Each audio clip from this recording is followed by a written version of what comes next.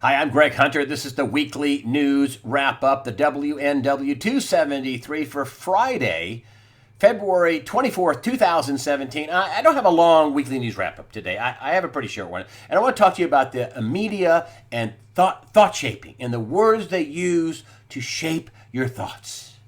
And I told you that when I left CNN, that it came out, just before I left CNN, it came out with a memo saying we'll no longer use illegal alien or illegal immigrant. It's undocumented.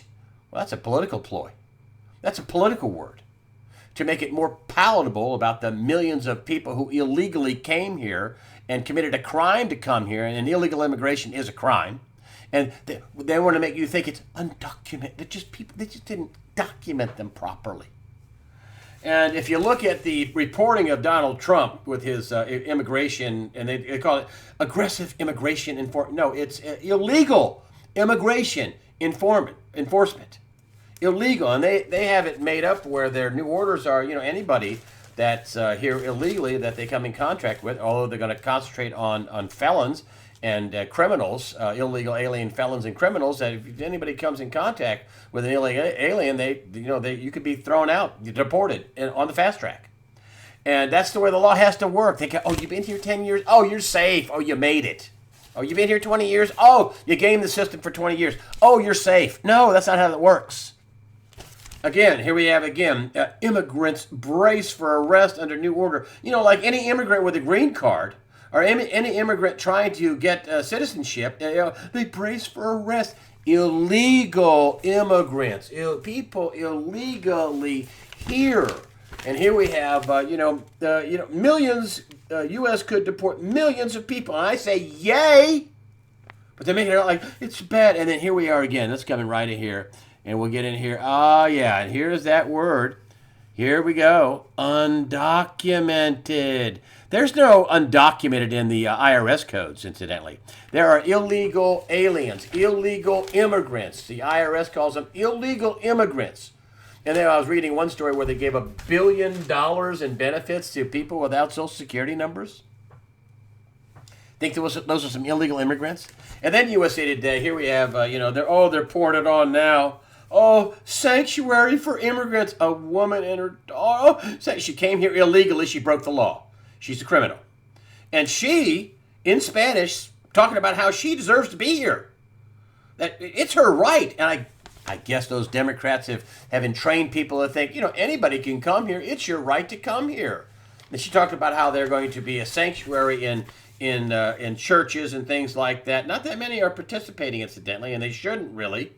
And the reason why is because in Christ said that you should obey the laws of the land, render unto Caesar what is Caesar and what God is to God, right? I mean, you should obey the laws of the land. And, the story here is about sanctuary from churches, for illegal aliens. I'm sorry, immigrants again. But, here they bury the real headline because I think most people, and I have a poll to back that up, are feeling this way. Arizonans cheer deportation orders. Yes, you're gone. You're here illegally. You're gone. Bye-bye. You can't break the law and come here and collect benefits from taxpayers. And incidentally, you never hear about this. Coretta Scott King, the widow of Martin Luther King Jr., has been on record saying that, this illegal immigration hurts the African American community. Yes. How does it help the African community in entry-level jobs to flood the nation with illegal immigrants and pay them benefits and let them take your jobs? How does that help? And then they come up with this, we'll make it $15 an hour. No, that you shouldn't pass any $15 an hour job after you flood the country with illegal labor, to compete against our own citizens. And here, I tell you, most people aren't down with the whole illegal immigration. They're not down with it. Other polls showed something like 75% said, we ought to support our immigration laws. They're not down with any of this. Democrats are, because that's where they get their voters. They keep telling us there's no illegal voting. That's a lie. You wouldn't have the President of the United States on TV a week before the election or so telling illegal aliens to vote in the election. And, when you vote, you're really a citizen. And don't worry, we won't prosecute you for illegally voting in America. people who are foreign citizens voting for stuff paid for by taxpayers who are legal citizens of America. But here we have it. Here, a new poll out: 80% oppose sanctuary cities. Here, let's just take this in. In a new poll by Harvard Harris, some 80% of American voters say they disapprove of localities not notifying federal immigration officials when they come in contact with an illegal alien. They don't approve of it. Now, if 80% of Americans approved of it, this poll would be splattered all over America. But you're not seeing this because 80% oppose sanctuary cities. Whose sanctuary? Not my sanctuary. The sanctuary for foreign, alien, illegal immigrants who are here. And now they're coming up with legal funds paid for by taxpayers to defend these people. It's absolutely outrageous. And if you take a look at the entrainment and a thought shaping by the media, it's really quite stunning. I told you that I was at CNN and they had that thing about the undocumented instead of illegal alien, which is again a political ploy. Well, O'Keefe from Project Veritas, James O'Keefe. He is going to look for even more information. O'Keefe drops bombshell: undercover footage from within CNN. It's not going to be very good for them about all this undercover footage. But he wants new undercover footage from anyone, and he may get it. As I told you, I said, hey, the layoffs in the mainstream media are going to be stunning, right? And he's paying $10,000 for anybody that records, stuff that shows they're biased and they're fake news. The mainstream press. And, we had this with WikiLeaks, basically destroy the credibility of the mainstream press with all this collusion with NBC, ABC, CBS, New York Times, giving out, script approval to the Clinton campaign. You had, Politico, giving their scripts over to the Clinton campaign, Glenn Thrush. I'm a hack. I feel like I'm a hack.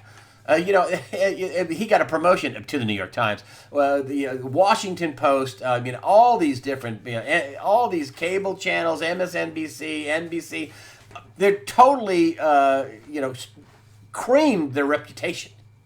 And that's why I said that news organizations have to have this one thing for their power. They have to get you to believe and make you believe and make sure you believe that they are a fair arbiter of the truth, because when they're reduced to what they appear to be right now, which is propaganda, then it's just propaganda. They're just basically, prostitutes, as Gerald Celente says. They've lost their power. Nobody believes them. It's like Mika Brzezinski, on Morning Joe. Her dad is Zbigniew Brzezinski, who is was in a couple of different White Houses, and he had some very high-ranking national security jobs. And, she talked to, they were opining on the set. I don't know if you heard about this, but I listened to it a couple of times, where they were talking about, Trump's doing exactly what he said he would do. And then she pipes in and says, well, yeah, but on the fringes, he's talking directly to the public and he can shape what people think, and that's our job. No, you're not supposed to shape what people think. You're supposed to give the facts and let them decide. You're not supposed to try to shape what people think. You're supposed to try to give them a fair arbitration of the truth, both sides of the story, and don't lie by omission, and try to put out there exactly what it is. And that they're not fair arbiters of the truth. I mean, I read the Washington Post, one negative story, headline after another, every single day, one after another. New York Times the same way, CBS, NBC. And let me tell you something. All these people with ABC, NBC, CBS, Washington Post, Politico, New York Times, all went to this kickoff party that they had just before Hillary Clinton announced her run for the 2016 presidential race. And, all of them got called in, and all the stuff that they did, all this collusion, all this cheating, this lying, the script approval, not a single person, John Harwood from NBC, who was giving advice to the the Clinton campaign and to the Democrats, and cheering that he was trying to get Trump upset. Not a single person was fired over this. Not a single one. I heard, the morning guy on CBS, I think on the weekends, was talking about how I think it's Dickerson, said that, the press has destroyed their own credibility. And they have. They have destroyed their own credibility, and now it's so gloves off, it's just not even funny. Steve Bannon, the president's top advisor, rips corporatist media. They're not going to give the country back without a fight. They are lying, cheating, whatever they can do. One negative slant, one negative headline day after day, week in, week out, every day. They tried everything they could to not have Donald Trump inaugurated. Now they're trying everything they can to try to make him look as bad as they can, and anybody around him. The whole stuff about the anti-Semitism, which I think is ridiculous when you consider that his daughter Ivanka is a Jewish convert and her husband is a top advisor to Donald Trump. He's also Jewish, and the Jews say that he's not an anti-Semite. I'm going to go with the Jews on that one. They should know who hates him and who doesn't. And you wouldn't have Bibi Netanyahu standing up next to Trump with his big, huge smile that I haven't seen in the last 8 years, standing next to Trump. Come on. They're just on him every day, and that is not the news. That is an attack. That is propaganda. They are not fair arbiters of the news, and they did not, as Rush Limbaugh said, that the media did not make Donald Trump and they won't be able to destroy him. They sure can make him feel uncomfortable, though. I mean, they're just destroying their own business model. Incidentally, there are going to be people that are going to take, Project Veritas, James O'Keefe up on his, $10,000 reward for video. As these layoffs keep continuing to happen, because, media companies aren't doing better. They're doing worse. As these layoffs continue to happen, you think people will be motivated to collect a $10,000 check for, maybe shoot a few things before they leave, just as insurance to hand it over to Project Veritas? That's going to happen. These guys already stink. And it's going to get worse for them. Now I want to talk about the economy. Listen, one of the things that Donald Trump says is, I inherited a mess. And let me explain to you the mess he inherited. $20 trillion deficit. I mean, Obama took the deficit and doubled it. And before that, Bush took the deficit about $5 trillion, and now it was $10 trillion. Then when Obama took over, it went from 10, a little less, to $20 trillion. And now Trump has a mess. There's not a lot of room to run. And then the debt ceiling is going to end in March, in the middle of March. And I have David Stockman on as the early Sunday release. And he says, oh, boy. I mean, you could get in a situation where the president, if they get deadlocked and they can't raise the debt ceiling and they can't raise any more money, then the money coming in every month will be the money they have. And the president himself, in that situation, can direct the funds in America. The president. It's almost like a live line item veto. No, not going to have that, not going to have that, going to spend money on that, going to spend money on that, not that, this, that. The president can do that. And you talk about, things, the wheels coming off the financial wagon here, the train that they've been, the crazy, injections of heroin and cocaine, according to Richard Fisher at the Fed. David Stockman calls it opium or hopium or whatever. The whole thing's been drugged and rigged. And we got down to, the gold question. When the bonds are no good, when the stocks are no good, when everything falls out of bed and nobody knows what's going to happen, or they have to, they're forced into borrowing tons and tons of money and hyperinflating everything. And here we have it. Gold standard needed now more than ever, according to Alan Greenspan. He said, hey, listen, if we had a gold standard, we wouldn't be this much in debt. It just would have never happened. And, it just would have never happened. And read what he went on to say. The risk of inflation is beginning to rise. Significant increases in inflation will ultimately increase the price of gold. This is according to Alan Greenspan, Federal Reserve Chairman from 1987 to 2006. And, he's not alone in his wanting to do gold. Here we have a big headline just out this week. That was out a little more than a week ago. David Einhorn, he's a big money manager, big billionaire. Short sovereigns, that's government debt, is bullish on gold. This is a Zero Hedge headline. Redoing his portfolio and has joined numerous other hedge fund managers, among which Kyle Bass and Jeff Gundlach.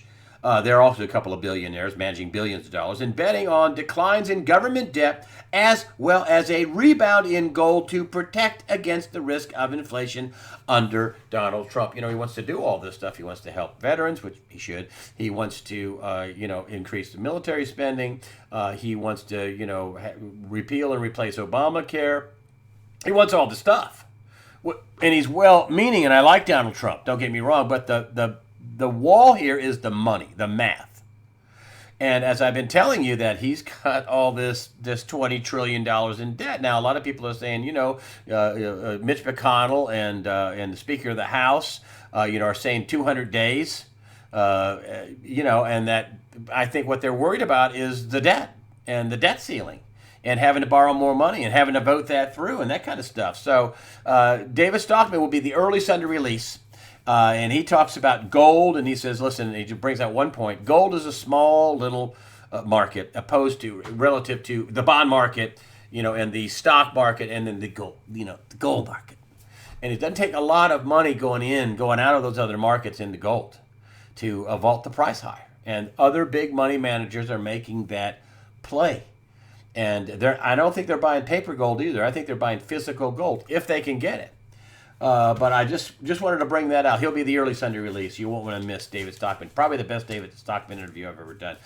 Just a note to the Democrats. Hey, here we have the UAW and a fan of Buy American. That's Donald Trump, Buy American. Buy American, hire American. This is the UAW. He's a fan of that. And that just tells me the Democrats have lost the unions. They've lost the working man. That's just another little plank on the road to perdition for the Democrats, who are the party of a New World Order, Wall Street, illegal immigration, voter fraud, massive amounts of these refugees coming in, unvetted. That's what they have left. They have lies, illegal voting, illegal immigrants. They have cheating. All the stuff they usually use, and they've lost the unions on top of that because, in this last election, the union heads backed Hillary Clinton, but the rank and file did not because the guys in the union aren't stupid. They're not. This little thing I wanted to bring up, and it just, they're having war games over in Iran, and I didn't know this. They have a 6 million man standing army. They have a big army. And here they have this nuclear deal, and they're afraid of this thing unwinding. And again, I tell you, they keep calling it a deal, and I don't even like to call it a deal because nothing's signed. There's no deal. It's a wink. I don't even know if it's a handshake. It's a agreement. It's a guideline. It ain't a deal. $150 billion given back to the Iranians. Nobody signed anything, according to Mike Pompeo, who found this out from the Kerry State Department. He is, of course, a former congressman. Now he's the head of the CIA. But there's no deal, in my humble opinion. You have to have signatures for a deal, and there are no signatures. And the Iranians want it just the way it is, kind of vague, and they get all the good stuff, and, whatever. But the Iranians came up, they're having these war games, and they threaten a strong slap in the face of the U.S. if, the U.S. tries to do anything to their military. But I just think that is this ongoing, simmering, boiling pot in the Middle East, with a country that is still chanting death to America and saying that they're going to, do something to the American interest if the United States does something to them. It's just one of those things, just a little bit unnerving.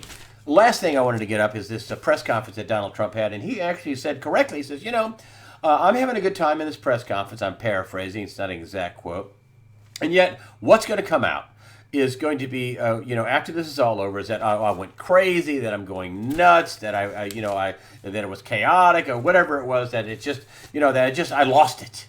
And here it is, Mike Lukovich, who's basically a communist cartoonist, in my humble opinion. And here we have the press conference that Trump had, where I just thought it was great. And here he is, he's blowing stuff out of his ears, and then you have this other lie, Comey and Putin, about what have we done? And then he says, watch, they're gonna characterize this as I'm losing it. And of course they did. And of course the Democrats want to use the 25th Amendment and make out this fake story about how Donald Trump is unfit and he's crazy and he can't do it and he can't, they want him impeached and they're going to try to go after, the House of Representatives by hook or crook, and by both probably hook and crook, and illegal voting, illegal aliens, cheating, whatever they have to do, lying. That's what they're going to try to do to him in 2018 and then try to remove him from office. That's one of the things that they would like to do. I don't think it's going to work. I think Trump is tough, and I think he's smart, and I think he's going to right his ship. Are there things going on, a little chaos in the White House? It has to be. He's not a politician. He doesn't have the go along, get along crowd around him. He's got a bunch of people that are forcing change. So yeah, it's going to be a little rough, but that's what people voted for.